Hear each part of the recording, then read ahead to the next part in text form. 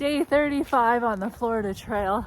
Yesterday, if you recall, I was complaining about how muggy it was and I was just so hot. It was in the mid 70s. Today, I got gloves on and it's in the 40s. Last night we had quite a severe storm. There was lots of lightning and wind, and there was a tornado warning close by also. And branches were crashing down, and so yeah, Florida weather is interesting, but I am very happy that it's cool today. I just love hiking in cool weather, way better than muggy conditions. This is a train track crossing.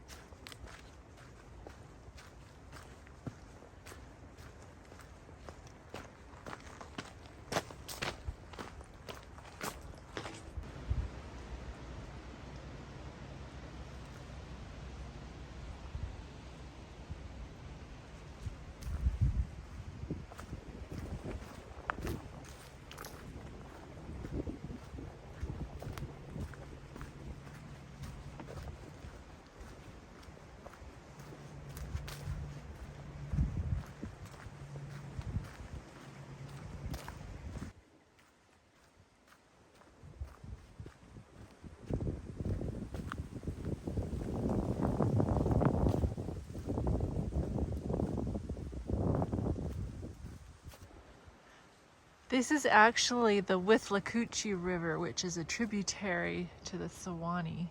So this is what I'll be following mostly today.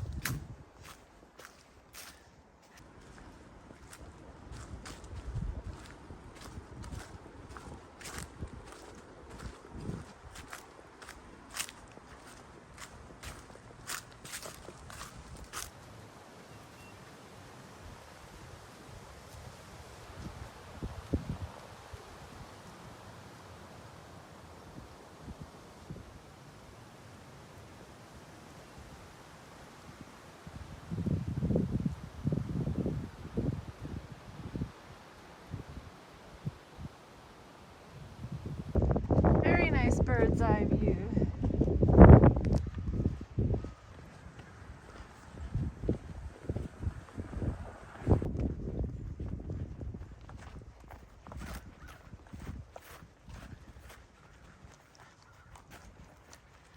The trail maintenance people do a very fine job telling us where to go on this trail.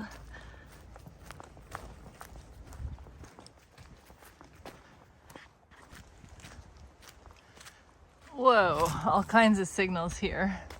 But I want the orange blaze, so I go this way. Here we go.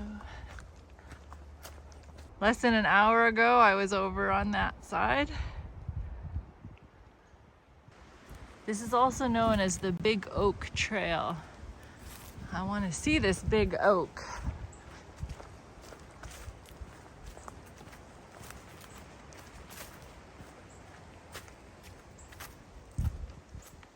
Without a doubt, Jacob has a favorite son, and that is Joseph. He was his eldest son from his beloved Rachel. And he shows that he loves him because he made him a coat of many colors. And it wasn't just a regular working coat. When you go back to the original Hebrew wording, it is a coat with long sleeves and it goes down to the feet. This was the kind of coat worn by children of noble rank. So when Joseph's brothers saw the favoritism that Joseph was getting from their father, they hated him. They got it in their brains that Joseph was going to get the birthright, so they were envious of him. Not only was Joseph favored, he would bring his father bad reports of his brothers.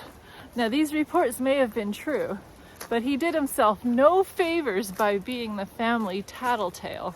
Not only that, Joseph had dreams that he made sure he told his brothers and father. And the first dream was that they were all working in a field together, and his sheaf rose up, and all the other sheaves of the family bowed down to his sheaf. The second dream was similar, where the sun, moon, and stars all bowed down to him.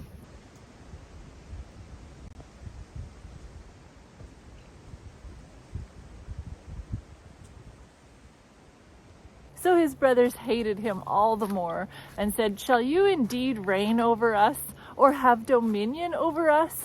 Little did they realize how these dreams would manifest.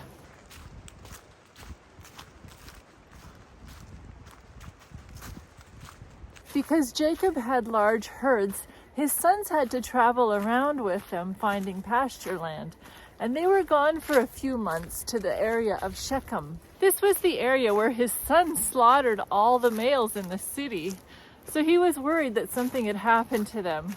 He sent Joseph to find out how they were doing. Joseph had to travel 65 miles until he found them, and when his brothers saw him in the distance, they conspired amongst themselves to kill him.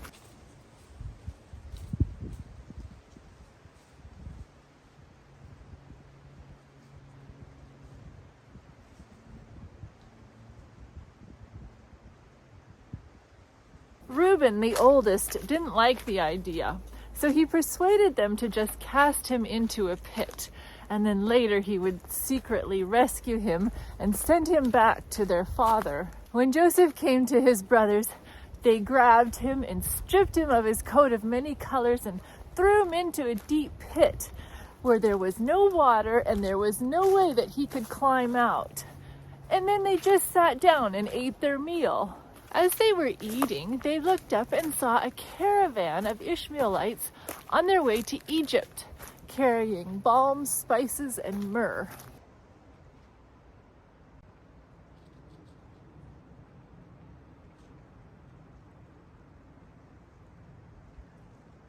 Judah got the bright idea and said, "What profit is there if we kill our brother and conceal his blood? Let's sell him to the Ishmealites." And the others agreed.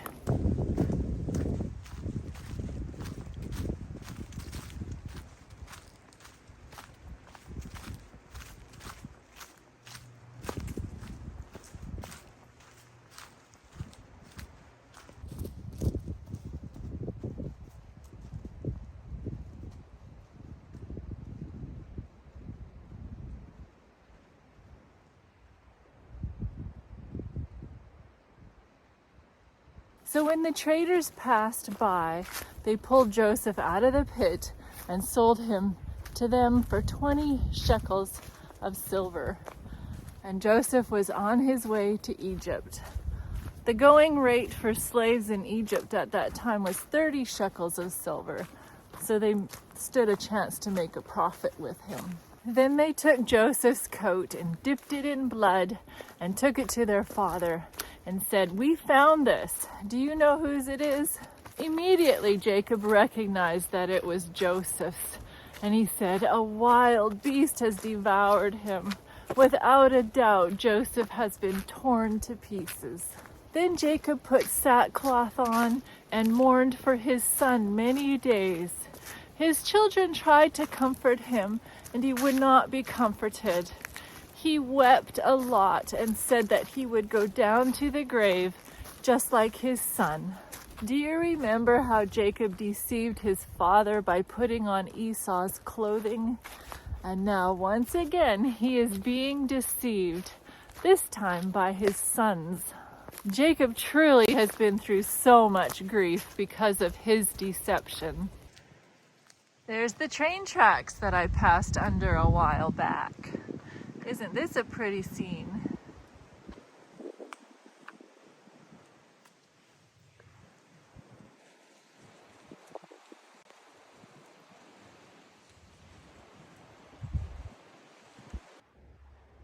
So here's a better shot of the Withlacoochee joining the Suwannee. There's the Suwannee River.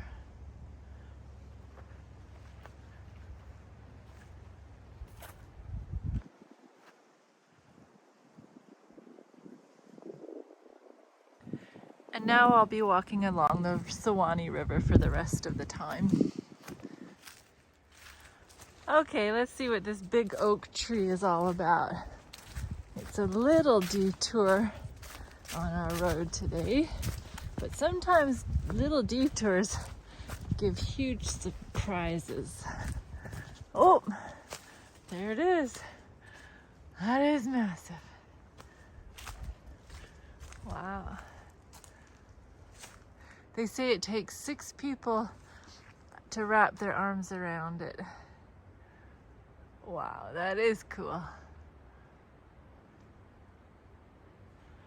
See, I brought you guys along to see the big oak tree.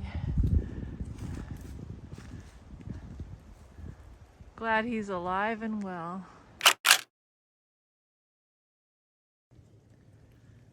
Such a beautiful blue right now with the sun shining.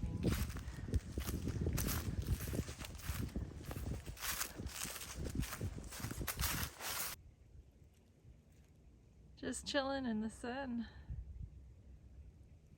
Glad he's not a snake. 8 miles I've done today, and that's gonna be it. Too bad, but it has to be. I loved hiking in the coolness. It was such a lovely day. Anyway, have you ever been deceived? It's not too much fun, is it? Well, I'll see you tomorrow.